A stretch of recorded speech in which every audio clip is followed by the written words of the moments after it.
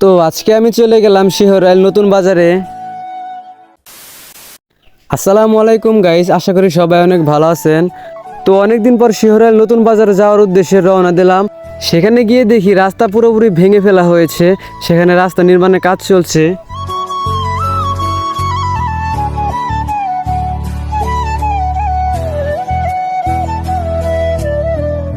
বালিয়াটা বাজার থেকে সম্ভবত মনুটে ওইদিকে রাস্তা কাজ চলবে। তারপর দেখি ওখানে ধান কাটা হচ্ছে। আমাকে কমেন্ট করেছে ইনবক্সে বেশি সংখ্যক লোক বলে থাকেন যে ভাই এখানকার ভিডিও লাগবে, ওখানকার ভিডিও লাগবে। তো তেমন ভাবে অনেকে শিহরাইল নতুন বাজারের ব্লগ চেয়েছেন আমার কাছে। তো সেজন্য ভাবলাম যে আজকে অনেকদিন পর শিহরাইল নতুন বাজার দিয়ে একটু ঘুরে আসি, এবং তার নিকটে অনেক বড় একটি ঈদগাহ মাঠ রয়েছে, সেখান দিয়ে ঘুরে আসি। আমরা যারা আমাদের নিজেদের দেশে বসবাস করতেছি তারা তো আমরা বুঝতেছি না কিছুই, কিন্তু যারা বাইরের দেশে বসবাস করেন শুধুমাত্র তারা নিজেদের দেশের প্রতি একটি টান অনুভব করেন। আপনি কেবলমাত্র নিজেদের দেশে থাকলে মনে করবেন যে এগুলো শুধু নিচট গল্প।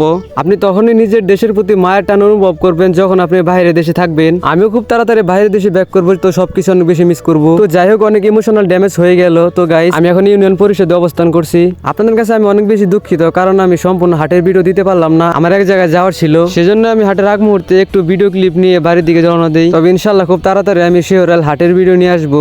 তারপর আমি বালিয়াটা বাজারের ওখান দিয়ে বাড়ির উদ্দেশ্যে রওনা দিলাম। বালিয়াটা বাজারের ওখানে দেখতে পেলাম যে গরু মাংস 650 টাকা কেজি বিক্রি করা হচ্ছে। লেনিন কিন্ডারগার্টেন স্কুল ওখান থেকে আমি বাড়ির উদ্দেশ্যে রওনা দিই। তো গাইস, আবার আপনাদের সাথে দেখা হবে নতুন কোনো ভিডিওতে। সে পর্যন্ত ভালো থাকুন, সুস্থ থাকুন, আল্লাহ হাফেজ।